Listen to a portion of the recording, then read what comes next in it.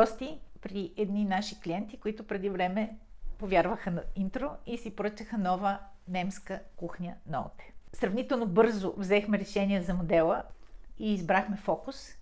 Това е модел в ниския бюджетен ранг. Интересното на този модел е, че вратите са с рамка, но това не е боя, а е ламинат, който е нанесен по термичен начин върху основата от MDF.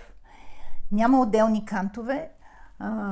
Термичното нанасене позволява повърхността да е една цяла. И това е доста здраво, устойчиво покритие, перфектно за кухня. Другото нещо, което много ни хареса, е цвета.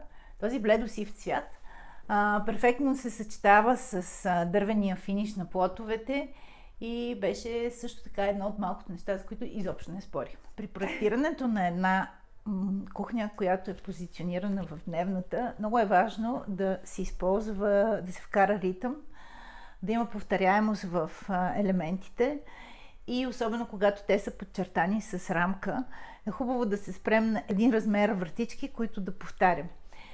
Другото нещо, което е важно, когато проектираш кухня в дневната, е горния ред шкафове да няма дръжки и да има малко по-мебелен вид. Фирма Ноте предлага едно много интелигентно решение в това отношение. Алуминиев профил, който е интегриран в дъното на шкафа и който служи за отваряне на вратата.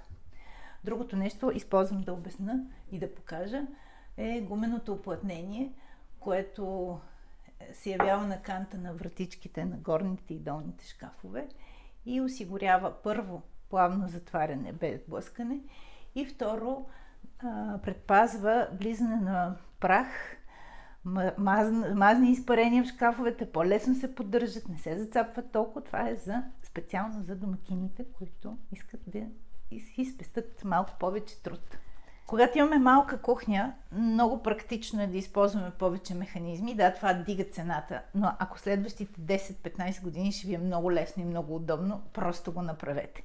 Повече механизми означават лесен достъп до всичко, което съхраняваше в шкафовете и много по-практично и по-удобно.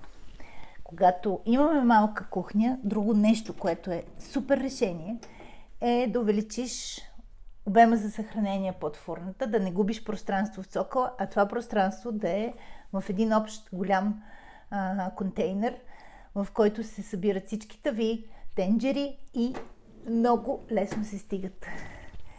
Като ти останат 30 см, какво друго да направиш, освен също така да улесниш домакинята, като и предложиш механизъм за бутилки, броканчета и всякакви други неща, които тя много лесно да си стига.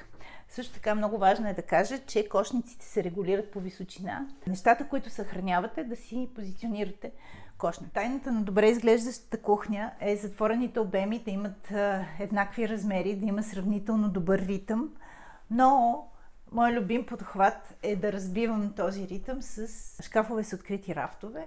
Препоръчвам винаги да се избере вграден аспиратор, защото човек може да използва пространството около него. Ноте са разработили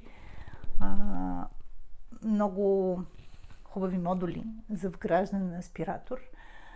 Първо, тялото е вградено, то не е особено красиво и не се виждат неговите части.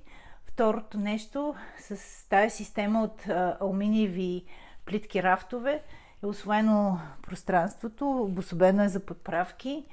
Всички празни места около аспиратора са усвоени, така че да може да бъде функционално и удобно. Великолепно е, когато домакинята има толкова много подправки.